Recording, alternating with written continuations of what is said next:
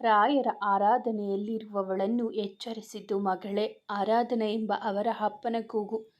ಆರಾಧನಾ ಅಶ್ವಥ್ ಹಾಗೂ ಲಕ್ಷ್ಮಿಯವರ ಒಬ್ಬಳೆ ಮಗಳು. ಹೆರಿಗೆ ಸಮಯದಲ್ಲಿ ತಾಯಿಯನ್ನು ಕಳೆದುಕೊಂಡು ತಾಯಿ ಪ್ರೀತಿಯಿಂದ ವಂಚಿತಳಾದವಳು. ಓದಿದ್ದು MCA. ಅಪ್ಪ ಬ್ಯಾಂಕಲ್ಲಿ ಕೆಲಸ ಮಾಡುತ್ತಿದ್ದು ಈಗ ನಿವೃತ್ತಿ ಹೊಂದಿದ್ದಾರೆ. Aradhana: good morning Ashu. Ashwath: very good morning ಮಗಳೇ. ಅಪ್ಪ ಆಶೀರ್ವಾದ ಮಾಡಿ. ಇವತ್ತಿಂದ ಕೆಲಸಕ್ಕೆ ಹೋಗ್ತಿದ್ದೀನಿ. ಇವತ್ತು ಮೊದಲ ದಿನ, ಆಶೀರ್ವಾದ ಮಾಡಿ ಎಂದು ಹೇಳಿ ಅವರ ಕಾಲಿಗೆ ನಮಸ್ಕರಿಸಿದಳು. ಒಳ್ಳೆಯದಾಗಲಿ ಮಗಳೇ, ಅಮ್ಮನ ಆಶೀರ್ವಾದ ತಗೊಂಡು ಹೋಗುವಂತೆ ಬಾ ಹೇಳಿದರು. ಅಮ್ಮನ ಫೋಟೋದ ಎದುರುಗಡೆ ನಿಂತು, ಲಕ್ಕಿ, ಇವತ್ತಿನಿಂದ ಕೆಲಸಕ್ಕೆ ಹೋಗ್ತಿದ್ದೀನಿ, ನನಗೆ ಆಶೀರ್ವಾದ ಮಾಡು ಎಂದು ಹೇಳಿ ಅಮ್ಮನನ್ನು ಸ್ಮರಿಸಿ ತಿಂಡಿ ತಿಂದು ಹೊರಡುವಳು. ತನ್ನ ಅಂಬಾರಿಯನ್ನು ಹೊತ್ತು ರಾಘವ್ ಕಂಪನಿ ಎದುರು ಬಂದು ನಿಂತಳು. 24 ಅಂತಸ್ತುಳ ಎತ್ತರವಾದ ಕಟ್ಟಡ. ತನ್ನ ID ಕಾರ್ಡನ್ನು ತೋರಿಸಿ ಒಳ ಬಂದಳು. ಸಂತೋಷ್ ವರ್ಮಾ, ರಾಘವ್ ಕಂಪನಿಯ ಮಾಲೀಕ. ಅಪಾಯಿಂಟ್ಮೆಂಟ್ ಹಿಡಿದು ಒಳ ಬಂದವಳು ಸೀದಾ ಹೋಗಿದ್ದು ಸಂತೋಷ್ ವರ್ಮರ ಚೇಂಬರ್ಗೆ. ಮೇ ಐ ಕಮಿಂಗ್ ಸರ್ ಎಂದು ಡೋರ್ ಲಾಕ್ ಮಾಡಿದಳು. Yes, come in. Take your seat miss Aradhana. Thank you sir. ನೋಡಿ ಮಿಸ್ ಆರಾಧನಾ, ಇವತ್ತು ಮೊದಲನೇ ದಿನ. ಆಫೀಸಿನ ಬಗ್ಗೆ ನೀವು ತಿಳ್ಕೊಳ್ಳೋದು ಸಾಕಷ್ಟು ಇದೆ. ಸೊ ಹಾಗಾಗಿ ಇವತ್ತಿಂದಾನೇ ಕೆಲಸ ಮಾಡಬೇಕು ಅಂತ ಒತ್ತಾಯ ಏನಿಲ್ಲ. ಮೊದಲು ಎಲ್ಲರ ಪರಿಚಯನೂ ಆಗಲಿ. ನನಗೆ ಡೆಡಿಕೇಶನ್ ತುಂಬ ಇಂಪಾರ್ಟೆಂಟ್. ಕೆಲಸದಲ್ಲಿ ಸೋಮಾರಿತನ ನನಗೆ ಇಷ್ಟ ಆಗಲ್ಲ ಎಂದು ಹೇಳಿದರು. ಶೋರ್ ಸರ್, ಖಂಡಿತ ನಿಮ್ಮ ನಂಬಿಕೆಯನ್ನು ಉಳಿಸ್ಕೊಳ್ತೀನಿ. ಸರಿ ಎಂದು ಹೇಳಿ ಇಂಟರ್ಕಮ್ ಒತ್ತಿ ತನ್ನ ಅಸಿಸ್ಟೆಂಟ್ ಆದ ನೇತ್ರಾಳನ್ನು ಕರೆದರು. May I coming sir. Yes Netra, come in ಎಂದು ಹೇಳಿ, ಆರಾಧನಾ, ಇವರು ನೇತ್ರ, ನಿಮ್ಮ ಟೀಮ್ ಹೆಡ್. ನೇತ್ರ: ಶೀ ಈಸ್ ಆರಾಧನಾ, ನ್ಯೂ ಕಮರ್. ನಿಮ್ಮ ಟೀಮಲ್ಲೇ ಕೆಲಸ ಮಾಡ್ತಾರೆ, ಸೊ ನೀವೇ ಹ್ಯಾಂಡಲ್ ಮಾಡಬೇಕು ಇವರನ್ನು. Yeah sure sir, I will handle her. Okay Netra, ನೀವಿನ್ನು ಹೊರಡಬಹುದು.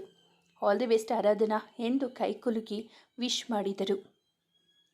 ಥ್ಯಾಂಕ್ ಯು ಸರ್ ಎಂದು ಹೇಳಿ ನೇತ್ರಾಳನ್ನು ಹಿಂಬಾಲಿಸಿದಳು. ತನ್ನ ಟೀಮ್ನ ಎಲ್ಲ ವರ್ಕರ್ಸನ್ನು ಪರಿಚಯಿಸಿದಳು. Hello guys, she is miss Aradhana. ಇನ್ಮೇಲೆ ನಮ್ಮ ಟೀಮಲ್ಲೇ ವರ್ಕ್ ಮಾಡ್ತಾರೆ. ಆರಾಧನಾ, ಇವರೆಲ್ಲರೂ ನಿಮ್ಮ ಟೀಮ್ನ ಮೆಂಬರ್ಸ್. ಮೋಹಿತ್, ಕೌಶಿಕ್, ಗೌರವ್, ಗೀತಾ, ಸುಮಾ, ಸಿರಿ ಎಂದು ಎಲ್ಲರನ್ನು ಪರಿಚಯಿಸಿ ಅವಳು ಕೂರುವ ಜಾಗವನ್ನು ತೋರಿಸಿ ಹೊರಟಳು. ಅಮ್ಮ ಎಲ್ಲಿದ್ದೀಯಾ? ಬೇಗ ಬಾ ಅಮ್ಮ ಎಂದು ಅರಚುತ್ತಾ ಕೂಗುವನು. ಅಮ್ಮವ್ರೆ, ಯಾಕೋ ಚಿಕ್ಕಯಜಮಾನರು ಆಗ್ಲಿಂದ ಕೂಗ್ತಿದ್ದಾರೆ, ಹೋಗಿ ಅವರನ್ನು ನೋಡಬಾರ್ದಾ? ಇಲ್ಲ ಅಂದರೆ ಹಾಸಿಗೆಯಿಂದ ಎದ್ದೇಳೋದೇ ಇಲ್ಲ ನಿಮ್ಮನ್ನು ನೋಡೋವರೆಗೂ ಎಂದು ತುಂಬ ಸಲುಗೆಯಿಂದ ಹೇಳಿದಳು ಮನೆ ಕೆಲಸದವಳಾದ ಗೌರಿ. ನೀನು ಸುಮ್ಮನೆ ಇರು ಗೌರಿ, ಅವನದ್ದು ಜಾಸ್ತಿ ಆಯಿತು. ರಾಘವ್ ಹುಟ್ಟಿದಾಗಿನಿಂದಲೂ ಅವರ ಮನೆಯಲ್ಲಿ ಕೆಲಸ ಮಾಡುತ್ತಿದ್ದಳು ಗೌರಿ. ಅವಳ ಗಂಡನೂ ಸಹ ಅವರ ಮನೆಯಲ್ಲಿಯೇ ಡ್ರೈವರ್ ಆಗಿ ಕೆಲಸ ಮಾಡುತ್ತಿದ್ದ. 5 ವರ್ಷದ ಹಿಂದೆ ಅಕಾಲಿಕ ಮರಣವನ್ನು ಹೊಂದಿದ್ದರು. ಇವರಿಗೊಬ್ಬ ಮಗನಿದ್ದಾನೆ. ಅವನ ಪರಿಚಯ ಸದ್ಯಕ್ಕೆ ಅವಶ್ಯಕತೆ ಇಲ್ಲ. ಬೆಳಗಿನ ಸಂಧ್ಯಾ ವಂದನೆ ಮುಗಿಸಿ ತಿಂಡಿ ತಿಂದು ಮಧ್ಯಾಹ್ನದ ಊಟಕ್ಕೆ ರೆಡಿ ಮಾಡಲು ಅಣಿಯಾಗುತ್ತಿದ್ದವರನ್ನು ಒಂದೇ ಸಮನೆ ಕೂಗಿ ಕರೆಯುತ್ತಿದ್ದನು. ಅಮ್ಮ, ಅಮ್ಮ.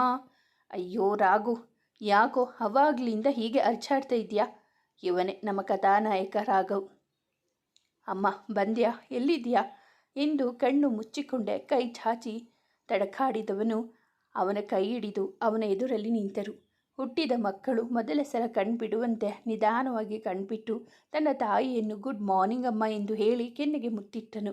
ಪುಟ್ಟ, ಹಾಗೆ ಮಧ್ಯಾಹ್ನ 1 ಗಂಟೆ ಆಗಿದೆ, ಇವಾಗ ಗುಡ್ ಮಾರ್ನಿಂಗ್ ಹೇಳ್ತಿದ್ಯಲ್ಲೋ? ಬೇಗ ಎದ್ದು ಫ್ರೆಶ್ ಅಪ್ ಆಗು ರಾಘು ಎಂದು ಹೇಳಿ ಅವನ ಹಣೆಗೆ ಪ್ರೀತಿಯಿಂದ ಮುತ್ತೊಂದಿಟ್ಟರು. ಬೇಗ ಎದ್ದು ರೆಡಿಯಾಗಿ ಜೀನ್ಸ್ ಪ್ಯಾಂಟಿಗೆ ಟೈಟ್ ಟೀ ಶರ್ಟ್ ಹಾಕಿಕೊಂಡು ಬಂದು ಅವರಮ್ಮ ಪ್ರೀತಿಯಿಂದ ನೀಡಿದ ತುತ್ತನ್ನು ತಿಂದು ಅಭಿನವ್ ಬಗ್ಗೆ ಕೇಳಿದನು. ಅವನು ಆಗಲೇ ತಿಂಡಿ ತಿಂದು ಚಿಕ್ಕಬಳ್ಳಾಪುರದಲ್ಲಿ ಇರೋ ಬ್ರಾಂಚ್ಗೆ ಹೋಗಿದ್ದಾನೆ. ಸಂಜೆ ಅಷ್ಟರಲ್ಲಿ ಬರ್ತಾನಂತೆ. ಇವತ್ತಿನ ನಿನ್ನ ಪ್ರೋಗ್ರಾಮ್ ಏನು ರಾಘು? ನಿನ್ನ ಫಾರಿನ್ನಿಂದ ಬಂದು 6 ತಿಂಗಳಾಗಿದೆ. ನಿನ್ನ ಜೊತೇಲಿ ಅಭಿ ಕೂಡ ಫಾರಿನ್ನಿಂದ ಬಂದಿದ್ದು. ಆಗಲೇ ಜವಾಬ್ದಾರಿ ಬಂದಿದೆ ಅವನಿಗೆ. ಆಫೀಸ್ ಜವಾಬ್ದಾರಿ ತಗೊಂಡಿದ್ದಾನೆ. ನೀನು ಅವನ ಜೊತೆಯಲ್ಲೇ ಬೆಳೆದಿದ್ದು. ಆದರೂ ಅವನ ಬುದ್ಧಿ ಬಂದಿಲ್ಲ ನಿನಗೆ. ಅವನು ನಿನ್ನ ಪಾಡಿಗೆ ನಿನ್ನ ಬಿಟ್ಟಿದ್ದಾನೆ. ಹೀಗೆ ಆದರೆ ಹೇಗೋ ರಾಘು? ನಿಮ್ಮ ಅಪ್ಪಂಗೂ ಅಭಿಗೂ ರಿಸ್ಕ್ ಆಗಲ್ವ ಹೇಳು? ಎಂದು ಬೇಸರದಿ ಹೇಳಿದಾಗ, ಅಯ್ಯೋ ಮೈ ಡಿಯರ್ ಜಾನು ಡಾರ್ಲಿಂಗ್, ಇಷ್ಟಕ್ಕೆಲ್ಲ ಯಾರಾದರೂ ಬೇಜಾರು ಮಾಡ್ಕೊತಾರಾ? ನೆಕ್ಸ್ಟ್ ವೀಕಿಂದ ಪಪ್ಪ ಮತ್ತು ಅಭಿ ಜೊತೆ ಆಫೀಸ್ಗೆ ಹೋಗ್ತೀನಿ ಸರಿನಾ? ಇವಾಗ ಒಂದು ಪಾರ್ಟಿ ಇದೆ, ಹೊರಗೆ ಹೋಗ್ತಿದ್ದೀನಿ. ಜಾನು ಡಾರ್ಲಿಂಗ್, ಅಪ್ಪನಿಗೆ ಹೇಳಿಬಿಡು, ರಾತ್ರಿ ಊಟಕ್ಕೆ ನನಗೂ ಅಭಿಗೂ ಕಾಯಬೇಡಿ. ಅವನು ನಾನೇ ಪಿಕ್ ಮಾಡಿ ಬೇಗ ಹೊರಗಡೆ ಏನೇ ಊಟ ಮಾಡಿಕೊಂಡು ಬರ್ತೀವಿ, ಓಕೆನಾ? ಬಾಯ್ ಎಂದು ಹೇಳಿ ಕೆನ್ನೆಗೆ ಮುತ್ತಿಟ್ಟು ಹೊರಡುವನು. ಆಫೀಸ್ನಿಂದ ಬಂದ ಆರಾಧನಾ ಬಹಳ ಸುಸ್ತಾಗಿರುವುದನ್ನು ಕಂಡ ಅಶ್ವಥ್ ಅವರು ಅವಳಿಗೆ ಬಿಸಿ ಬಿಸಿಯಾದ ಕಾಫಿ ಮಾಡಿ ತಂದಿಟ್ಟು ಅವಳ ಮುಂದಿಟ್ಟಿದ್ದರು. ಅದನ್ನು ತೆಗೆದುಕೊಂಡು ಥ್ಯಾಂಕ್ ಯು ಅಶು ಎಂದು ಹೇಳಿ ಕುಡಿದು ನಂತರ ಅವರ ಮಡಿಲಲ್ಲಿ ತಲೆ ಇಟ್ಟು ಅಂದಿನ ದಿನಚರಿಯನ್ನು ಒಪ್ಪಿಸಿದಳು. ಅವರ ತಂದೆಯು ಅವಳ ತಲೆಯನ್ನು ಸವರುತ್ತಿದ್ದರು. ಹಾಗೆ ನಿದ್ದೆ ಹೋಗಿದ್ದಳು. ಎಚ್ಚರವಾದಾಗ ಸಮಯ ಅದಾಗಲೇ ರಾತ್ರಿ 8 ತೋರಿಸುತ್ತಿತ್ತು. ಎದ್ದು ಫ್ರೆಶ್ ಅಪ್ ಆಗಿ ತನ್ನ ತಂದೆಯನ್ನು ಅರಸಿ ಅಡುಗೆ ಮನೆಯತ್ತ ಹೊರಟಳು. ಅದಾಗಲೇ ಅಶ್ವಥ್ ಅವರು ಅಡುಗೆಯನ್ನು ಮಾಡಿ ಇವಳಿಗೆ ಇಷ್ಟದ ಸಾಂಬಾರ್ ಮಾಡುತ್ತಿದ್ದರು. ಸಾರಿ ಅಶು, ನಿದ್ದೆ ಬಂದ್ಬಿಡ್ತು ಅಂದಾಗ ಪರವಾಗಿಲ್ಲ ಪುಟ್ಟ ಎಂದು ಹೇಳಿ ಅವಳನ್ನು ಸೋಫಾದ ಮೇಲೆ ಕೂರಿಸಿ ಅವರೇ ಅವಳಿಗೆ ಪ್ರೀತಿಯಿಂದ ತುತ್ತಿಟ್ಟರು. ಆರಾಧನಾ, ಅಶು ನೀನು ಕೈ ರುಚಿ ಎಷ್ಟು ಅದ್ಭುತ, ಸೂಪರ್. ಹೌದಾ ಮಗಳೇ? ಹೌದು ಅಶು, ಬಹುಶಃ ಅಮ್ಮನ ಕೈ ತುತ್ತು ಹೀಗೆ ಇರುತ್ತೆ ಅನಿಸುತ್ತೆ ಅಲ್ವೇನಪ್ಪ? ನನಗೆ ಅಮ್ಮನ ಕೈ ತುತ್ತು ತಿನ್ನೋ ಅದೃಷ್ಟನೇ ಇಲ್ಲ. ಅಳುತ್ತಿದ್ದ ಮಗಳನ್ನು ಎದೆಗಪ್ಪಿ ಸಮಾಧಾನಪಡಿಸಿ, ನೋಡು ಕಂದ, ನೀನು ಹೀಗೆ ಅಳ್ತಿದ್ರೆ ಅವಳು ಸ್ವರ್ಗದಲ್ಲಿ ನೆಮ್ಮದಿಯಾಗಿ ಇರ್ತಾಳೆ ಅಂದ್ಕೊಂಡಿದ್ದೀಯಾ? ಅವಳು ಒದ್ದಾಡ್ತಾ ಇರ್ತಾಳೆ. ಅವಳು ನಿನ್ನ ಬಗ್ಗೆ ಎಷ್ಟು ಕನಸು ಕಟ್ಕೊಂಡಿದ್ಲು ಗೊತ್ತಾ? ನೀನು ಈ ಥರ ಅಳ್ತಿದ್ರೆ ಅವಳು ನೊಂದ್ಕೊಳ್ತಾಳೆ. ಇದು ನಿನಗಿಷ್ಟವಾ ಎಂದಾಗ ಇಲ್ಲವೆಂಬಂತೆ ತಲೆ ಆಡಿಸುತ್ತಾಳೆ. ಅವಳನ್ನು ಸಮಾಧಾನಪಡಿಸಿ ರೂಮಿನ ಬಳಿ ಕರೆತಂದು ಅವಳನ್ನು ಮಲಗಿಸಿ ಒದಕೆ ಹೊದ್ದಿಸಿ ಅವಳ ತಲೆಯನ್ನು ಸವರಿ ಹಣೆಗೊಂದು ಮುತ್ತಿಟ್ಟು ನೊಂದುಕೊಂಡು ಅವರ ರೂಮಿಗೆ ಹೊರಟು ಹೋದರು. ಅವರು ಹೊರ ಹೋದ ನಂತರ ಕಣ್ಬಿಟ್ಟು ಅಮ್ಮನ ಫೋಟೋ ನೋಡುತ್ತಾ ಎದೆಗವಚಿಕೊಂಡು ಬಹಳ ಹೊತ್ತಿನವರೆಗೂ ಅಳುತ್ತಾ ಹಾಗೆಯೇ ನಿದ್ದೆ ಹೋದಳು. ಮನೆಯಿಂದ ಹೊರಟ ರಾಘವ್ ಅವನ ಗೆಳೆಯರಾದ ಶುಭ, ಭಾನು, ಹರೀಶ್ರನ್ನು ಮೀಟ್ ಮಾಡಿ ಪಬ್ಗೆ ಹೋಗಿ ಎಂಜಾಯ್ ಮಾಡುತ್ತಿದ್ದನು. ಅವನಿಗೆ ಭಂಗ ತರುವಂತೆ ಅಭಿ ಕಾಲ್ ಮಾಡಿದ್ದನು. ಯಾರಪ್ಪ ಇಷ್ಟು ಹೊತ್ತಿನಲ್ಲಿ ಕಾಲ್ ಮಾಡಿ ಡಿಸ್ಟರ್ಬ್ ಮಾಡ್ತಿರೋರು ಎಂದು ಗೊಣಗುತ್ತಾ ಫೋನನ್ನು ಜೇಬ್ನಿಂದ ತೆಗೆದು ಹೆಸರನ್ನು ಕಂಡವನ ಮಗುವಿನಂತೆ ಅರಳಿತು. ತಕ್ಷಣ ಕಾಲ್ ರಿಸೀವ್ ಮಾಡಿದವನೇ, ಹಾಯ್ ಅಭಿ, ಎಲ್ಲಿದ್ದೀಯಾ ಎಂದಾಗ, ನೀನೆಲ್ಲೋ ನಾನಲ್ಲೇ ರಾಘು, ನಿನಗೋಸ್ಕರ ಕಾರ್ ಪಾರ್ಕಿಂಗ್ ಹತ್ರ ವೆಯ್ಟ್ ಮಾಡ್ತಿದ್ದೀನಿ, ಬೇಗ ಬಾರೋ, ಒಳಗೆ ಪಾರ್ಟಿ ಮಾಡ್ತಿದ್ದೇವೆ ಅಂದಾಗ, ತುಂಬ ಲೇಟಾಗಿದೆ ರಾಘು, ಬಾ ಮನೆಗೆ ಹೋಗೋಣ ಅಂದಾಗ, ಸರಿ ಬರ್ತೀನಿ ಎಂದು ಹೇಳಿ ಫ್ರೆಂಡ್ಸ್ಗೆಲ್ಲ ತಿಳಿಸಿ ಹೊರ ಬಂದನು. ಅಭಿಯನ್ನು ಕಂಡೊಡನೆ ಓಡಿ ಬಂದು ಬಿಗಿದಪ್ಪಿಕೊಂಡ ನಂತರ ಅಭಿ ಕಾರನ್ನು ಡ್ರೈವ್ ಮಾಡುತ್ತಿರುವಾಗ ರಾಘು ಮೌನವಾಗಿರುವುದನ್ನು ಕಂಡು ಎಲ್ಲೋ ಏನೋ ಮಿಸ್ ಹೊಡಿತಿದೆ ಎಂದು ಅವನನ್ನು ತನ್ನ ಕಡೆ ತಿರುಗಿಸಿಕೊಂಡಾಗ ರಾಘು ಕಣ್ತುಂಬಿರುವುದನ್ನು ಕಂಡು ಗಾಬರಿಯಾಗಿ ಕಾರನ್ನು ನಿಲ್ಲಿಸಿ ಸೈಡಿಗೆ ಹಾಕಿ ಕೇಳಿದಾಗ ಅವನನ್ನು ಬಿಗಿಯಾಗಿ ತಾಯಿ ಮಗುವನ್ನು ಅಪ್ಪಿಕೊಂಡಂತೆ ಅಪ್ಪಿ ಜೋರಾಗಿ ಅತ್ತನು. ರಾಘು, ಯಾಕೋ ಅಳ್ತಾ ಇದ್ದೀಯಾ, ಏನಾಯಿತು ಅಂತ ಹೇಳು ಅಂದಾಗ, ನನ್ನ ಅಳುವಿಗೆ ನನ್ನ ನೋವಿಗೆ ಕಾರಣ ಏನು ಅಂತ ನಿಜವಾಗ್ಲೂ ನಿನಗೆ ಗೊತ್ತಿಲ್ವೇನೋ ಅಭಿ ಎಂದಾಗ, ಗೊತ್ತು, ಆದರೆ ಸಮಯ ಮೀರೋಗಿದೆ, ಯೋಚನೆ ಮಾಡಿ ಅಳ್ತಾ ಕೂತಿದ್ರೆ ನೋ ಯೂಸ್ ರಾಘು, ಮುಂದೆ ಏನು ಮಾಡಬೇಕು ಅಂತ ಇದೆಯಾ ಹೇಳು, ಏನು ಮಾಡಬೇಕು ಅಂತಾನೆ ಗೊತ್ತಾಗ್ತಿಲ್ವೋ ಎಂದವನನ್ನು ಸುಧಾರಿಸಿ ಇಬ್ಬರು ಮನೆಗೆ ಬಂದರು. ರಾಘವನನ್ನು ಯಾರಿಗೂ ಗೊತ್ತಾಗದಂತೆ ಮೆಲ್ಲನೆ ಅವನ ರೂಮ್ಗೆ ಕರೆತಂದು ಫ್ರೆಶ್ ಅಪ್ ಆಗಿ ಬರಲು ಹೇಳಿ ಅಭಿನೇ ಊಟ ತಂದು ಅವನಿಗೆ ಊಟ ಮಾಡಿಸಿದನು. ಅವನ ಪ್ರೀತಿಗೆ ರಾಘು ಕಣ್ತುಂಬಿತು. ಗೆಳೆಯನ ಕಣ್ಣು ಒರೆಸಿ ಅವನನ್ನು ಮಡಿಲಿನಲ್ಲಿ ಮಲಗಿಸಿಕೊಂಡು ತಲೆ ತಟ್ಟುತ್ತಾ ಅವನು ಮಲಗಿದ್ದನ್ನು ಖಚಿತಪಡಿಸಿಕೊಂಡು ಮೆಲ್ಲನೆ ಅವನ ತಲೆಯನ್ನು ಸರಿಸಿ ದಿಂಬಿಗೆ ಅವನ ತಲೆಯನ್ನು ಇಟ್ಟು ಮಲಗಿಸಿದ. ಬಾಲ್ಕನಿಗೆ ಬಂದು ಅವನ ಸ್ಥಿತಿಯನ್ನು ನೆನಪಿಸಿಕೊಂಡು, ನಿನ್ನ ಜೀವನವನ್ನು ಸರಿ ಮಾಡೋ ಜವಾಬ್ದಾರಿ ನಂದು ರಾಘು, ಎಷ್ಟೇ ಕಷ್ಟ ಆದರೂ ಸರಿ, ನೀನು ಖುಷಿಯಿಂದ ಇರೋ ಥರ ನಾನು ಮಾಡೇ ಮಾಡ್ತೀನಿ. It's my promise Appu. ರಾಘವನ ಪೆಟ್ ನೇಮ್. ರಕ್ತ ಸಂಬಂಧಿ ಅಲ್ಲದೇ ಇದ್ದರೂ ನನಗೆ ಯಾವ ಕೊರತೆನೂ ಬದ್ದ ಇರೋ ಹಾಗೆ ನೋಡ್ಕೊಂಡಿದ್ಯಾ, ಅಂಥದ್ರಲ್ಲಿ ನಿನ್ನ ಜೀವನ ಹಾಳೋಗೋದಕ್ಕೆ ನಾನು ಬಿಡ್ತೀನಾ? ಖಂಡಿತ ಬಿಡಲ್ಲ. ನೀನು ಈ ಥರ ಕೊರಗೋದನ್ನು ನನ್ನ ಕೈಯಲ್ಲಿ ನೋಡೋಕ್ಕಾಗ್ತಿಲ್ಲ ರಾಘು. ಅಪ್ಪ ಅಮ್ಮನಿಗೆ ಈ ವಿಷಯ ಗೊತ್ತಾದರೆ ಹೇಗೆ ತಗೋತಾರೋ ಏನೋ.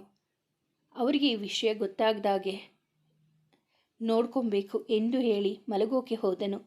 ದಿನಗಳು ಯಾರ ಅಪ್ಪಣೆಯೂ ಇಲ್ಲದೆ ಸಾಗುತ್ತಲಿದ್ದವು. ಎಂದಿನಂತೆ ನಿತ್ಯ ಕರ್ಮಗಳನ್ನು ಮುಗಿಸಿದ ಆರಾಧನಾ ಆಫೀಸ್ಗೆ ಹೊರಟಳು.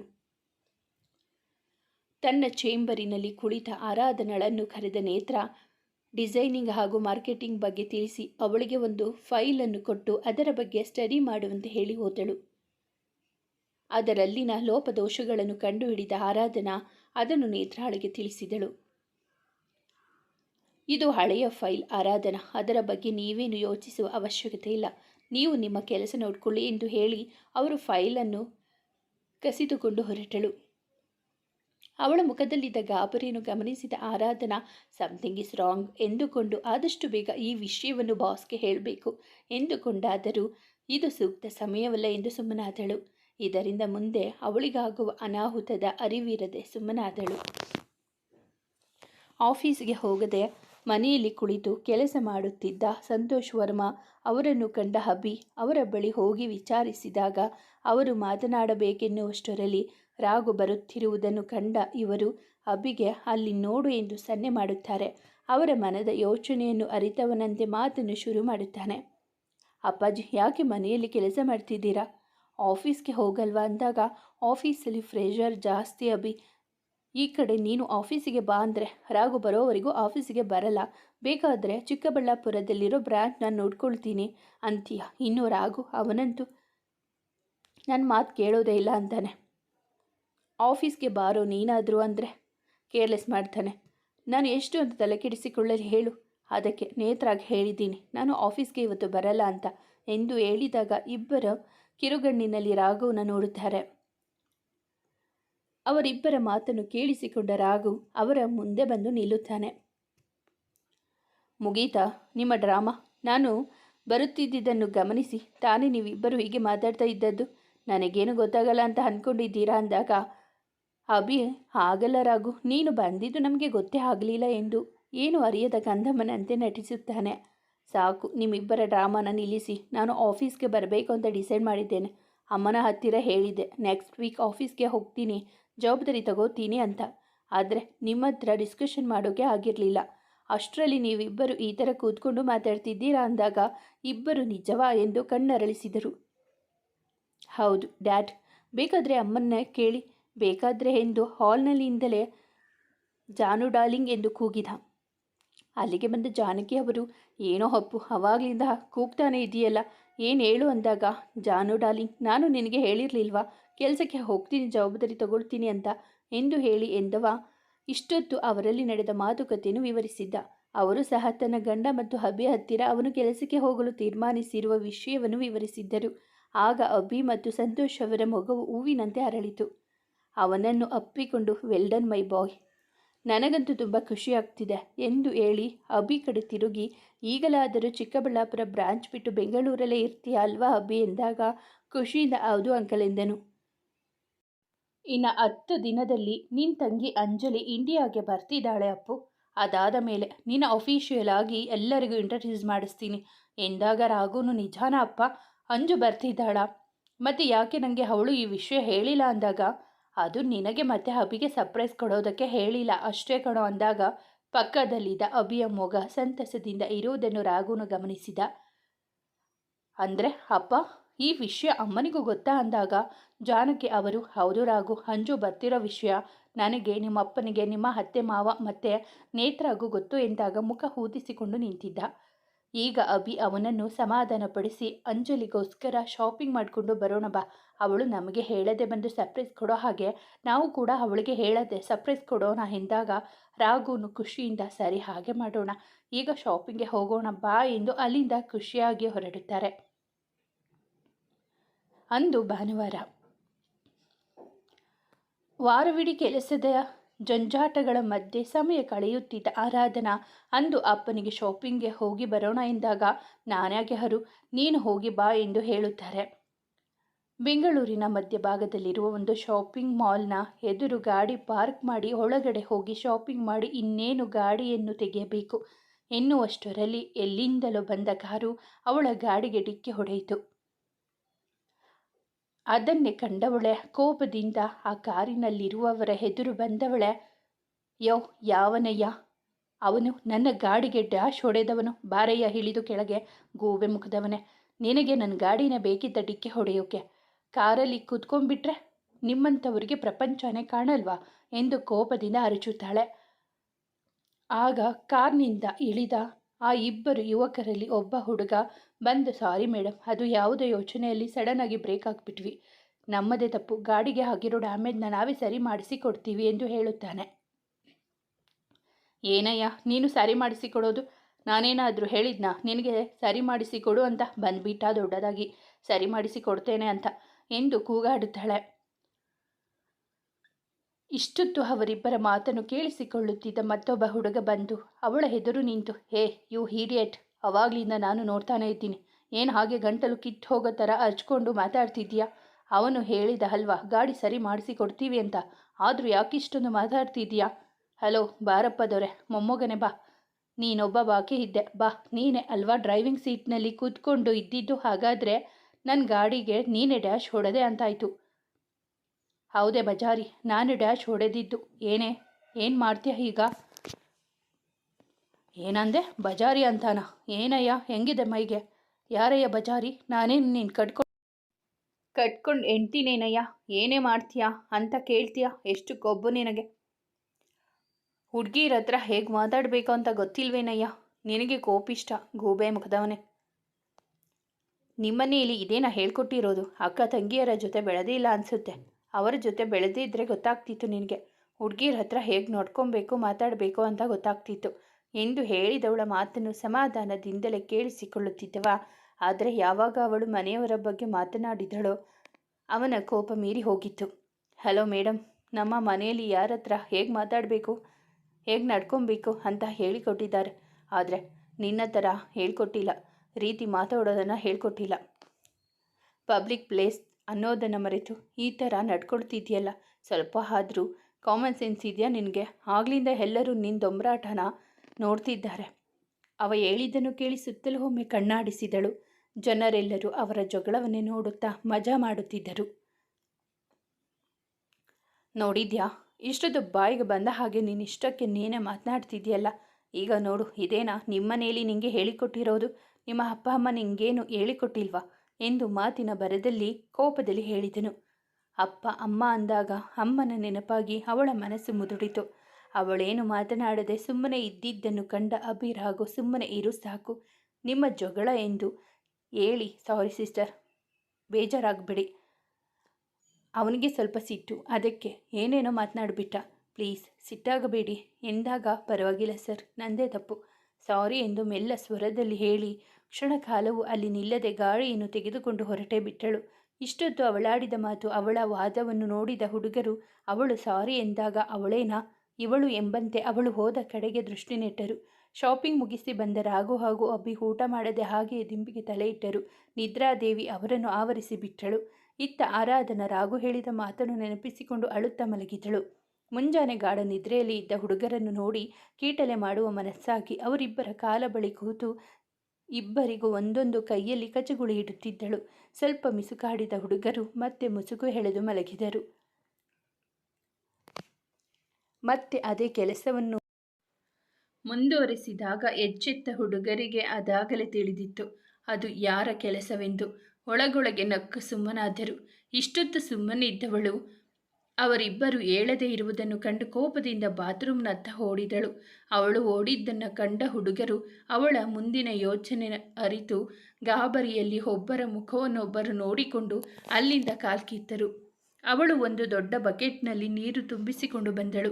ಅವರಿಬ್ಬರು ಅಲ್ಲಿರದಿದ್ದನ್ನು ಕಂಡು, ಈಗ ನೀವಿಬ್ಬರು ಎಲ್ಲಿದ್ದರೂ ನನ್ನ ಕಣ್ಮುಂದೆ ಬಂದರೆ ಸರಿ, ಇಲ್ಲ ಅಂದರೆ ನಿಮ್ಮ ರೂಮ್ ಎಲ್ಲ ಹಾಳು ಮಾಡ್ತೀನಿ, ನಿಮ್ಮ ಬಟ್ಟೆನೆಲ್ಲ ಹರಿದು ಬಿಸಾಕ್ತೀನಿ, ನಿಮ್ಮ ಮೊಬೈಲ್ನ ಪೀಸ್ ಮಾಡ್ತೀನಿ ಎಂದು ಅವರಿಬ್ಬರ ಫೋನನ್ನು ಕೈಗೆತ್ತಿಕೊಂಡಳು. ಅದು ಇನ್ನೇನು ಅವಳ ಕೈಯಿಂದ ಜಾರಿ ಬೀಳುತ್ತಿತ್ತೇನೋ ಅಷ್ಟರಲ್ಲಿ ಇಬ್ಬರು ಅವಳೆದುರು ಓಡಿ ಬಂದು ಅವಳ ಕೈಯಿಂದ ಮೊಬೈಲನ್ನು ಕಸಿದುಕೊಂಡರು. ಇಲ್ಲವಾದಲ್ಲಿ ಅವಳ ಕೋಪಕ್ಕೆ ಸಿಕ್ಕಿ ನಜ್ಜುಗುಜ್ಜಾಗುತ್ತಿದ್ದ 9ನೇ ಫೋನ್ ಇದಾಗುತ್ತಿತ್ತು. ಅವರಿಬ್ಬರು ಫೋನ್ ಕಸಿದುಕೊಂಡ ನಂತರ ಅವರನ್ನು ದುರುಗುಟ್ಟಿ ನೋಡಿ ಅಲ್ಲಿಂದ ಹೋಗಬೇಕೆನ್ನುವಷ್ಟರಲ್ಲಿ ಬಾಗಿಲ ಬಳಿ ಬಂದು ಅವಳೆದುರು ನಿಂತರು. ರಾಘು ಅವಳನ್ನು ಅಪ್ಪಿ, ಸಾರಿ ಅಂಜು, ಯಾವಾಗಲೂ ಬಂದೆ, ಡ್ಯಾಡ್ ಹೇಳಿದ್ರು ಇನ್ನು 10 ಡೇಸ್ ಆಗುತ್ತೆ ನೀನು ಬರೋದು ಅಂದಿದ್ರು, ಆದರೆ ನೀನು ಹೇಗೆ ಬೆಳಗ್ಗೆನೇ ಬಂದು ಶಾಕ್ ಕೊಡ್ತಿದ್ದೀಯಾ? ಇವಾಗೇನು ನಾನು ಬಂದು ನಿಮ್ಮಿಬ್ಬರಿಗೂ ಡಿಸ್ಟರ್ಬ್ ಮಾಡಿದ್ನಾ? ಸರಿ ಬಿಡು, ನಾನು ಹೋಗ್ತೀನಿ. ಅಯ್ಯೋ ಅಂಜು, ನಾನೆಲ್ಲಿ ಹಾಗೆ ಹೇಳಿದೆ, ತಪ್ಪಾಯಿತು ಬಂಗಾರಿ, ಮಾತಾಡೋ ಅಂಜು ಪ್ಲೀಸ್ ಎಂದು ಕಣ್ಣು ಕಿರಿದಾಗಿಸಿ ಹೇಳಿದವನ ಮಾತು ಕೇಳಿ ಅವಳ ಕೋಪವೆಲ್ಲ ಶಮನವಾಯಿತು. ಪಕ್ಕದಲ್ಲಿರುವವರನ್ನು ಕೆಂಗಣ್ಣಿನಿಂದ ಕೆಕ್ಕರಿಸಿ ನೋಡುತ್ತಿದ್ದಳು. ಅವಳ ನೋಟವನ್ನು ಕಂಡವನೇ ಹುಗುಳು ನುಂಗುತ್ತಾ ಭಯದಲ್ಲಿ ನಿಂತಿದ್ದನು. ಅವರಿಬ್ಬರ ಬಗ್ಗೆ ಗೊತ್ತಿದ್ದರ ರಾಘು ಅವರಿಬ್ಬರು ಪರಸ್ಪರ ಮಾತನಾಡಿಕೊಳ್ಳಲಿ ಎಂದುಕೊಂಡವ ಅಭಿಯ ಬಳಿ ಬಂದು ಡೋಂಟ್ ವರಿ ಬಟ್ ಹುಷಾರು ಎಂದು ಕಿವಿಯ ಬಳಿ ಹೇಳಿ ಅಲ್ಲಿಂದ ಕಾಲ್ಕಿತ್ತನು. ಇಬ್ಬರದು ನೀರವ ಮೌನ. ಸಮಯ ಒತ್ತಾದರೂ ಮಾತನಾಡದೆ ಇದ್ದರು. ಕೊನೆಗೆ ಅಭಿನೇ ಮೌನಕ್ಕೆ ಮುಕ್ತಾಯ ಹಾಡಿ ಮಾತನಾಡಲು ಅವಳ ಬಳಿ ಬಂದನು. ಅಂಜು, ಅದು ಐ ಆಮ್ ಸಾರಿ ಕಣೋ, ತುಂಬ ಬ್ಯುಸಿ ಇದ್ದೆ ಕಣೋ, ಅದಕ್ಕೆ ನಿನ್ನ ಜೊತೆ ಮಾತಾಡೋಕ್ಕೆ ಟೈಮ್ ಸಿಗಲಿಲ್ವೋ? ಆಫೀಸ್ ಟೆನ್ಷನ್ ಜಾಸ್ತಿ ಇತ್ತು, ಅದೇ ಯೋಚನೆಯಲ್ಲಿ ಇದ್ದಾಗ ನೀನು ಕಾಲ್ ಮಾಡಿದ್ದೆ. ಆ ಟೆನ್ಷನ್ನಲ್ಲಿ ನಿನ್ನ ಮೇಲೆ ರೇಗ್ಬಿಟ್ಟೆ ಅಂಜು. ಪ್ಲೀಸ್ ಬಂಗಾರಿ, ತಪ್ಪಾಯಿತು, ಪ್ಲೀಸ್ ಬಂಗಾರಿ ಮಾತಾಡ್ಸಮ್ಮ, ಹೀಗೆ ಸೈಲೆಂಟಾಗಿ ಇರಬೇಡ್ವೋ ಎಂದು ತನ್ನತ್ತ ಅವಳನ್ನು ತಿರುಗಿಸಿಕೊಂಡನು. ಅದಾಗಲೇ ಅವಳು ಕಣ್ಣೀರ ಕೋಡಿ ಹರಿಸುತ್ತಿದ್ದಳು. ಅವಳ ಅಳುವನ್ನು ಕಂಡವನೇ ಅವಳ ಮುಖವನ್ನು ಬೊಗಸೆಯಲ್ಲಿ ಹಿಡಿದು ಅಂಜು ಯಾಕೋ ಅಳ್ತಿದ್ಯಾ ಎಂದವನೇ ಅವಳ ಕಣ್ಣೀರನ್ನು ಹೊರೆಸಿ ಅವಳನ್ನು ಬಿಗಿದಪ್ಪಿದನು. ನಂತರ ಅವಳಿಂದ ದೂರ ನಿಂತು ಅವಳನ್ನು ಸೋಫಾದ ಮೇಲೆ ಕೂರಿಸಿ ಮಾತಾಡು ಎಂದಾಗ ನನಗೆ ಎಷ್ಟು ಬೇಜಾರಾಯಿತು ಗೊತ್ತಾ? ನೀನು ಬೈದು ಬಿಡು, ಬೇಕಾದರೆ ಹೊಡೆದು ಬಿಡು, ಆದರೆ ಸೈಲೆಂಟಾಗೇ ಇರಬೇಡ. ಅಭಿ ನನಗೆ ತುಂಬ ಭಯ ಆಗುತ್ತೋ ಎಂದು ಮತ್ತೊಮ್ಮೆ ತಾನೇ ಅವನನ್ನು ಅಪ್ಪಿ ಅಳುವಳು. ಸಾರಿ, ಇನ್ನೊಂದು ಸಲ ಹೀಗೆಲ್ಲ ಮಾಡಲ್ಲ, ಅಳಬೇಡವೆ, ಸ್ವಲ್ಪ ನಗಮ್ಮ ಪ್ಲೀಸ್ ಎಂದು ಕಚಗುಳಿ ಕೊಟ್ಟು ಅವಳನ್ನು ನಗಿಸಿ ಹಣೆಗೆ ಚುಂಬಿಸಿದನು. ರಾಘು ಅವರಿಬ್ಬರಿಗೂ ಪ್ರೇಮಿಸಿ ನೀಡಿ ಕೆಳಬಂದನು. ಎದುರಲ್ಲಿ ಅಪ್ಪ ಅಮ್ಮನ ಜೊತೆ ಮಾತನಾಡುತ್ತಿದ್ದ ಚಿಕ್ಕಪ್ಪ ಚಿಕ್ಕಮ್ಮನನ್ನು ಕಂಡು ಓಡಿ ಹೋಗಿ ಅವರಿಬ್ಬರನ್ನು ಅಪ್ಪಿ ಕುಳಿತನು. ಅವನನ್ನು ಮುದ್ದಾಡಿ ಅಂಜು ಅಭಿ ಬಗ್ಗೆ ಕೇಳಿದಾಗ ಅವಳ ಹುಸಿ ಮುನಿಸಿಗೆ ಕಾರಣವಾದ ಹೇಳಿ ಸುಮ್ಮನಾದನು. ಎಲ್ಲರೂ ಅವನಿಗೊಂದು ಖಡಕ್ ಲುಕ್ ಕೊಟ್ಟರು. ಅವರೆಲ್ಲರ ನೋಟಕ್ಕೆ ಬೆದರಿದಂತೆ ಕಂಡವನನ್ನು ನೋಡಿ ನಕ್ಕರು. ರಾಘು ನಿಟ್ಟುಸಿರು ಬಿಟ್ಟನು. ಎಲ್ಲರೂ ಕೆಳಗಡೆ ಡೈನಿಂಗ್ ಟೇಬಲ್ನಲ್ಲಿ ಇವರಿಬ್ಬರಿಗಾಗಿ ಕಾಯುತ್ತಾ ಕುಳಿತಿದ್ದರು. ಇಬ್ಬರು ಖುಷಿಯಲ್ಲಿ ಕೆಳಗಿಳಿದು ಬಂದದ್ದನ್ನು ಕಂಡು ಎಲ್ಲರೂ ನಿರಾಳರಾದರು. ಯಾವಾಗಲೂ ಅವಳಿಗೆ ನೀವಿಬ್ಬರು ಹೀಗೆ ಕಾಟ ಕೊಡುತ್ತಿದ್ದರೆ ಅವಳು ಕೋಪ ಮಾಡಿಕೊಳ್ಳೋದು ಇನ್ನೇನು ಮಾಡ್ತಾಳೆ? ಏನಾದರೂ ಒಂದು ಅವಾಂತರ ಮಾಡ್ತಾನೆ ಇರ್ತಾಳೆ. ಅವಳ ಕೈಗೆ ಏನು ಸಿಗುತ್ತೋ ಅದು ಅವಳ ಕೋಪಕ್ಕೆ ಹಾಳಾಗುತ್ತೆ ಎಂದು ಹೇಳಿದರು. ಜಾನಕಿಯವರ ತಂಗಿ ಸರಿತಾ ಮತ್ತು ಜಗನ್ನಾಥ್, ಅವರ ಒಬ್ಬಳೆ ಮಗಳು ಅಂಜಲಿ. ಸರಿತಾ ಜಗನ್ನಾಥ್ ಕಾಲೇಜಿನ ದಿನಗಳಿಂದಲೂ ಒಬ್ಬರನ್ನೊಬ್ಬರು ಪ್ರೀತಿಸುತ್ತಿದ್ದರು. ಜಗನ್ನಾಥ್ ಸಂತೋಷ್ ವರ್ಮಾ ಬಾಲ್ಯ ಸ್ನೇಹಿತ. ಸಂತೋಷ್ ಹಾಗೂ ಜಾನಕಿ ಅವರ ಮದುವೆಯ ಸಂದರ್ಭದಲ್ಲಿ ಸರಿತಾ ಅವರನ್ನು ಮೆಚ್ಚಿ ಜಾನಕಿ ಹಾಗೂ ಸಂತೋಷ್ ಅವರ ಬಳಿ ಮಾತನಾಡಿದಾಗ ಇಬ್ಬರು ಖುಷಿಯಿಂದ ಒಪ್ಪಿದರು. ಆದರೆ ಸರಿತಾ ಅವರು ಇನ್ನೂ ಓದುತ್ತಿದ್ದರಿಂದ ಅವರ ಓದು ಮುಗಿದ ನಂತರ ಮದುವೆ ಮಾಡುತ್ತಾರೆ. ಅಭಿ ಅವರಿಬ್ಬರನ್ನು ಕಂಡು ಆಶೀರ್ವಾದ ತೆಗೆದುಕೊಳ್ಳುತ್ತಾನೆ. ಇಬ್ಬರು ಅವನಿಗೆ ಆಶೀರ್ವಾದ ಮಾಡಿ ಜಗನ್ನಾಥ್ ಅವರು ಅಭಿಯ ಬಳಿ ಬಂದು ಅವನ ತಲೆಯನ್ನು ಪ್ರೀತಿಯಿಂದ ಸವರಿ, ಅಭಿ ದಯವಿಟ್ಟು ನನ್ನ ಮಗಳನ್ನು ಮದುವೆ ಆಗಬೇಡ ಕಣೋ, ಬೇರೆ ಯಾರನ್ನಾದರೂ ನೋಡಿ ಮದುವೆ ಮಾಡ್ಕೊ, ಆದರೆ ಇವಳನ್ನು ಮಾತ್ರ ಮದುವೆ ಆಗಬೇಡ ಎಂದು ಹೇಳುತ್ತಾರೆ. ಆಗ ಎಲ್ಲರೂ ಒಮ್ಮೆಲೆ ಎದ್ದು ನಿಂತು ವಾಟ್ ಎಂದು ಕೂಗುತ್ತಾರೆ. ಇತ್ತ ಕಾಫಿ ಶಾಪ್ನಲ್ಲಿ ಒಬ್ಬ ಹುಡುಗ ಆರಾಧನಳ ಹತ್ತಿರ ಬಂದು ಏನಾದರೂ ವಿಷಯ ಗೊತ್ತಾಯ್ತಾ ಎಂದು ಕೇಳಿದಾಗ ಇಲ್ಲ, ಏನು ಗೊತ್ತಾಗಿಲ್ಲ, ಏನಾದರೂ ವಿಷಯ ಗೊತ್ತಾದರೆ ಹೇಳ್ತೀನಿ, ಕೆಲಸಕ್ಕೆ ಸೇರಿ ತಿಂಗಳಾಗಿದೆ. ಆ ಹುಡುಗ ಸಪ್ಪೆ ಮುಖ ಹೊತ್ತು ಕುಳಿತುಕೊಳ್ಳುತ್ತಾನೆ. ಅದನ್ನು ಕಂಡ ಆರಾಧನಾ ಅವನ ಹತ್ತಿರ ಹೋಗಿ ಸಮಾಧಾನ ಮಾಡ್ಕೊ ಎಂದಾಗ ಹೇಗ್ಪುಟ್ಟ ಸಮಾಧಾನ ಮಾಡ್ಕೊಳ್ಳಿ, ಎಲ್ಲ ಗೊತ್ತಿದ್ದು ಹೀಗೆ ಹೇಳ್ತಿದೆಯಲ್ಲ ಅಂದಾಗ ಅವನನ್ನೊಮ್ಮೆ ತಬ್ಬಿಕೊಂಡು ಸಮಾಧಾನ ಮಾಡುತ್ತಾಳೆ. ಅಷ್ಟೊತ್ತು ಸುಮ್ಮನಿದ್ದ ಅವನು ಗಳಗಳನೆ ಅಳುತ್ತಿರುತ್ತಾನೆ. ನೋಡು, ನೀನು ಹೀಗೆ ಅಳ್ತಾ ಕೂತ್ರೆ ಎಲ್ಲ ಸರಿ ಹೋಗ್ಬಿಡುತ್ತಾ? ಇಷ್ಟು ದಿನದಲ್ಲಿ ಯಾರು ಅಲ್ಲಿ ಅನುಮಾನ ಬರೋ ಥರ ನಡ್ಕೊಂಡಿಲ್ಲ. ಫುಲ್ ಕನ್ಫ್ಯೂಸ್ ಆಗ್ತಿದೆ ನನಗೆ. ನಮ್ಮ ಗುರಿ ಸಾಧಿಸಬೇಕು ಅಂದರೆ ಬರೋ ಅಡೆತಡೆಗಳನ್ನು ಎದುರಿಸಿ ಗಟ್ಟಿಯಾಗಿ ನೆಲೆಯೂರಬೇಕು. ಪ್ಲೀಸ್ ನನಗೋಸ್ಕರ ಆದರೂ ಸ್ವಲ್ಪ ದಿನ ಸಮಾಧಾನದಿಂದ ಇರು. ಸರಿ ಯಾರು ಇಷ್ಟು ದಿನಾನೇ ಕಾದಿದ್ದೀನಂತೆ, ನಿನಗೋಸ್ಕರ ಇನ್ನು ಸ್ವಲ್ಪ ದಿನ ಕಾಯೋಕ್ಕಾಗಲ್ವಾ ಹೇಳು ಎಂದಾಗ ಗುಡ್ ಬೈ ಎಂದು ಹೇಳುತ್ತಾಳೆ. ಸರಿ ಹೊರಡೋಣ, ಯಾರಿಗಾದರೂ ನಮ್ಮ ಮೇಲೆ ಅನುಮಾನ ಬಂದರೆ ಚೆನ್ನಾಗಿರಲ್ಲ, ಆಮೇಲೆ ನಮ್ಮ ಪ್ಲಾನ್ ಎಲ್ಲ ಫ್ಲಾಪ್ ಆದರೆ ಕಷ್ಟ ಆಗುತ್ತೆ. ಆದಷ್ಟು ಬೇಗ ನೀನು ರಾಘವ್ ಕಂಪನಿ ಹ್ಯಾಂಡ್ ಟೆಕ್ಸ್ಟೈಲ್ಗೆ ಬರುವಂತೆ ಆಗಲಿ, ಆಲ್ ದ ವೆರಿ ಬೆಸ್ಟ್ ಎಂದು ಕೈಕುಲುಕಿ ವಿಶ್ ಮಾಡಿದಾಗ ಆ ಹುಡುಗ ಥ್ಯಾಂಕ್ಸ್ ಎಂದು ನಕ್ಕು ಇಬ್ಬರು ಅಲ್ಲಿಂದ ಹೊರಡುತ್ತಾರೆ. ರಾಘು, ಚಿಕ್ಕು ಏನು ಮಾತಾಡ್ತಾ ಇದ್ದೀರಾ ಅಂತ ಆದರೂ ಗೊತ್ತಿದೆಯಾ? ಅಂಜುನ ಮದುವೆ ಆಗ್ಬಿಡ ಅಂದರೆ ಏನರ್ಥ ಚಿಕ್ಕು ಎಂದು ಕೇಳುತ್ತಾನೆ. ಅವರು ಸುಮ್ಮನಿರುವುದನ್ನು ಕಂಡು ಪ್ಲೀಸ್ ಚಿಕ್ಕು ಏನಾದರೂ ಮಾತಾಡಿ, ಯಾಕೆ ಸೈಲೆಂಟಾಗಿ ಇದ್ದೀರಾ? ಅಪ್ಪ ಅಮ್ಮ ಚಿಕ್ಕಿ ನೀವಾದರೂ ಹೇಳಿ ಚಿಕ್ಕಪ್ಪನಿಗೆ ಎಂದು ಹೇಳಿ ಅಭಿ ಹಾಗೂ ಅಂಜು ಕಡೆ ಕಣ್ಣು ಹಾಯಿಸಿದಾಗ ಅಂಜು ಕಣ್ಣಲ್ಲಿ ನೀರು ತುಂಬಿಕೊಂಡಿದ್ದರೆ ಅಭಿ ಅವರ ಮಾತಿಗೆ ಗರಬಡಿದವನಂತೆ ತಟಸ್ಥವಾಗಿ ನಿಂತುಕೊಂಡಿದ್ದಾನೆ. ಅವನನ್ನು ಕಂಡ ರಾಘು ಅವನ ಭುಜದ ಮೇಲೆ ಕೈ ಇಟ್ಟಾಗ ಎಚ್ಚೆತ್ತ ಅಭಿ ಅಸಹಾಯಕತೆಯಿಂದ ಅವನನ್ನು ನೋಡುತ್ತಾನೆ. ಅವನು ಕಣ್ಣಿನಲ್ಲಿ ಸಮಾಧಾನಪಡಿಸಿ ಚಿಕ್ಕಿಯ ಹತ್ತಿರ ಮಾತಾಡು ಎಂದು ಹೇಳುತ್ತಾನೆ. ಅವನ ಮಾತಿಗೆ ತಲೆಯಾಡಿಸಿ ಅಂಜು ಅಪ್ಪ ಅಮ್ಮನ ಎದುರಿಗೆ ನಿಂತು, ಅಂಕಲ್ ಆಂಟಿ, ನಾನು ಅಂಜುನ ಜೀವಕ್ಕಿಂತ ಹೆಚ್ಚಾಗಿ ಪ್ರೀತಿ ಮಾಡ್ತಾ ಇದ್ದೀನಿ. ಪ್ಲೀಸ್ ನಮ್ಮಿಬ್ಬರನ್ನು ದೂರ ಮಾಡಬೇಡಿ ಅಂಕಲ್ ಅಂದಾಗ ಅವರು ಕೋಪದಿಂದ, ನಿನ್ನ ಹತ್ತಿರ ಏನಿದೆ, ನನ್ನ ಮಗಳನ್ನು ಮದುವೆಯಾಗಲು ಎಂದು ಕೇಳಿದಾಗ ಅಭಿಯ ಸಹಿತ ಅಲ್ಲಿದ್ದವರೆಲ್ಲರಿಗೂ ಅವರ ಮಾತು ಕೇಳಿ ಶಾಕ್ ಆಯಿತು. ಯಾಕೆಂದರೆ ಯಾವತ್ತೂ ಸಹ ಅವರು ಅವನ ಹತ್ತಿರ ಆ ರೀತಿ ಮಾತನಾಡಿರಲಿಲ್ಲ. ಆದರೆ ಇಂದು ಈ ತರಹ ಮಾತನಾಡಿದ್ದು ಕಂಡು ಗಾಬರಿಯಾಗಿದ್ದರು. ಅಂಕಲ್, ನಾನು ನಿಮ್ಮಷ್ಟು ಶ್ರೀಮಂತ ಅಲ್ಲದೇ ಇದ್ದರು ಅಂಜುಗೆ ಏನು ಕೊರತೆ ಇಲ್ಲದೆ ಇರೋ ಥರ ನೋಡ್ಕೊಳ್ತೀನಿ. ಅವಳನ್ನು ಪುಟ್ಟ ಮಗು ಥರ ನೋಡ್ಕೊಳ್ತೀನಿ ಅಂಕಲ್. ಅವಳನ್ನು ಜೋಪಾನವಾಗಿ ಕಾಪಾಡ್ತೀನಿ ಅಂಕಲ್ ಎಂದು ಹೇಳುತ್ತಾನೆ. ಅವರಿಂದ ಯಾವುದೇ ಪ್ರತಿಕ್ರಿಯೆ ಬರದಿದ್ದನ್ನು ಕಂಡು ಅಂಜು ಬಳಿ ಹೋಗಿ, ಅಂಜು, ದಯವಿಟ್ಟು ನನ್ನ ಕ್ಷಮಿಸಿಬಿಡೋ. ನಮ್ಮ ಪ್ರೀತಿನ ನನ್ನ ಕೈಲಿ ಉಳಿಸಿಕೊಳ್ಳೋಕೆ ಆಗಲಿಲ್ವೋ? ನನ್ನ ಮರೆತು ಅಪ್ಪ ಅಮ್ಮ ತೋರಿಸಿದ ಹುಡುಗನನ್ನೇ ಮದುವೆಯಾಗು ಅಂಜು. ಅವರು ಏನೇ ಮಾಡಿದರೂ ಅದು ನಮ್ಮ ಒಳ್ಳೆಯದಕ್ಕೆ ಎಂದು ಅವಳ ತಲೆಸವರಿ ಹೋಗುವ ಅವನ ಕೈ ಹಿಡಿದಳು. ಹೋಗಬೇಡ ಎಂದು ತಲೆಯಾಡಿಸಿ ಅವಳ ಕೈಯಿಂದ ಬಿಡಿಸಿಕೊಂಡವನೇ ಬಾಗಿಲ ಬಳಿ ಹೊರಟನು. ರಾಘು ಅವನ ಹೆಸರನ್ನು ಜೋರಾಗಿ ಕೂಗಿ ಅವನ ಬಳಿ ಬಂದು, ನಿನ್ನನ್ನು ನೀನು ಏನೋ ಅಂದ್ಕೊಂಡಿದ್ದೀಯಾ? ನಾವೆಲ್ಲ ನಿನ್ನ ಪಾಲಿಗೇನೋ ಅಲ್ವೇನೋ? ಯಾವತ್ತಾದರೂ ನಮ್ಮಪ್ಪ ಅಮ್ಮ ನಿನ್ನ ಹೊರಗಿನವನ ಥರ ಅಂದ್ಕೊಂಡಿದ್ದಾರಾ? ನೀನು ನಮ್ಮನೆ ಅವನು ಅಂದ ಮೇಲೆ ನನ್ನಷ್ಟೇ ಹಕ್ಕು ನಿನಗೂ ಈ ಮನೆ ಮೇಲಿದೆ. ನನ್ನ ಆಸ್ತಿ ಪಾಸ್ತಿ ಎಲ್ಲ ನಿಂದೇನೆ. ಅದೇಗೆ ನಿನ್ನ ಮದುವೆ ಅಂಜು ಜೊತೆ ನಡೆಯಲು ನಾನು ನೋಡ್ತೀನಿ ಎಂದುಕೊಂಡು ಅಪ್ಪ ಅಮ್ಮನ ಬಳಿ ಹೋಗಿ, ಅಪ್ಪ ಅಮ್ಮ, ನಿಮಗೆ ನನ್ನ ಮೇಲೆ ಕೋಪ ಇಲ್ಲ ತಾನೆ? ನನಗೆ ಆಸ್ತಿ ಯಾವುದು ಬೇಡ. ನನಗೆ ನನ್ನ ಅಂಜು ಮತ್ತು ಅಭಿ ಖುಷಿಯಾಗಿ ಇರೋದು ಮುಖ್ಯ ಅಷ್ಟೆ.